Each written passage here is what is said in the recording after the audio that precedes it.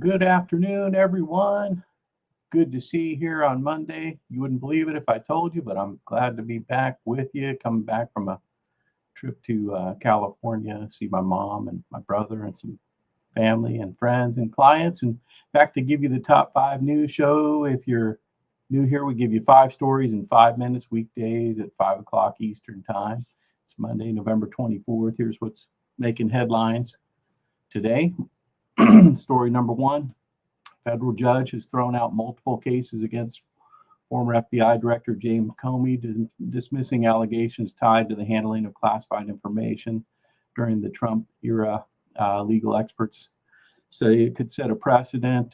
James Comey saying that feels like Trump will still come after me. I think we can pretty much be assured of that. Thrown out mostly on a legal precedent, and we'll see what happens on that story. But yeah, we can be assured, I think, that Trump will continue to pursue Letitia James and James Comey. Thrown out, both cases thrown out on technicalities. Story number 2 today, Secretary of State Marco Rubio has announced that parties have made great strides towards a potential peace settlement in the Russia-Ukraine conflict. In fact, one source quoted him as saying that it was the best day ever in negotiations. So maybe we'll get peace, who knows?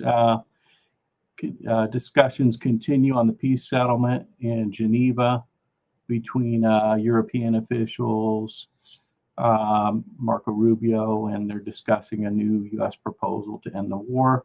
This comes amid ongoing tensions, and details are scarce, but possibly a shift in the Trump administration's approach to the prolonged conflict. Story number 3 today, Donald Trump announced he had a very good telephone call. He always has a very good phone call, right? Very good telephone call with President Xi of China, and that they had discussed, I'll just read it here to you. They discussed the Ukraine and Russia conflict, soybeans, fentanyl, other products. Trump highlighted a significant deal for farmers and noted progress since the recent meeting in South Korea.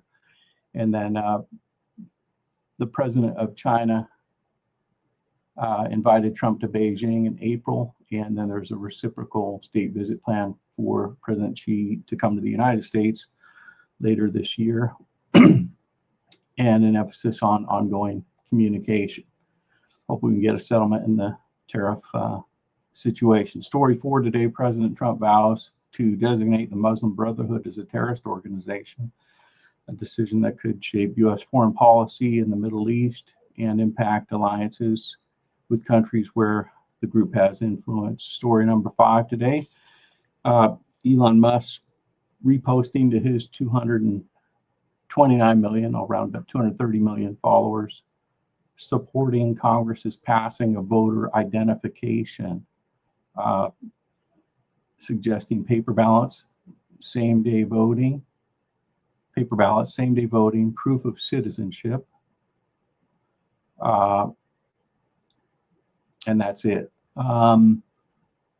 Yeah, apparently 84% of people want proof of ID to vote. You know, you need an ID to vote, to go basically to check out a book at the library. You need ID to buy a 6-pack of beer. You need ID to get a job, to get your check, to cash your check. You need ID to do anything.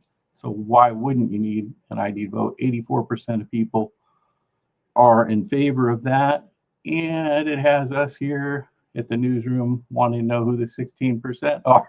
But anyway, seems like a no-brainer. Thank you, Elon Musk, for pushing for that. And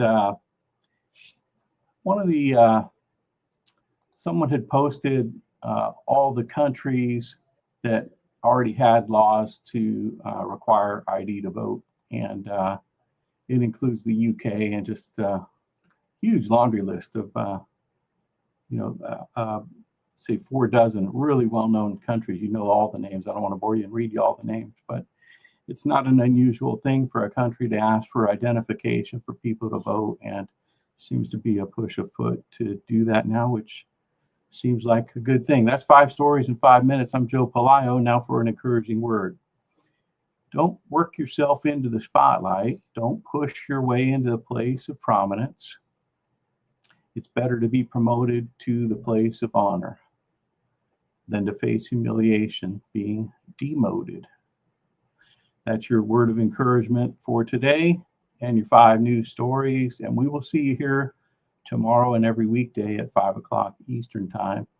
And as soon as I say that, I remember Friday is a Thanksgiving Friday. So we'll be off Thanksgiving. But we'll be here tomorrow and look forward to seeing you then. Thanks for watching, everyone. Tune in for the top 5 news and bring the 5 top stories that are most impactful stories. You can look all you want. You'll find other stories, but these are the top 5 that really impact you personally right now, I think. And if you think I'm wrong, drop me a line. It's joe@josephmichaels.com. I would love to hear from you. Have a good day, everyone.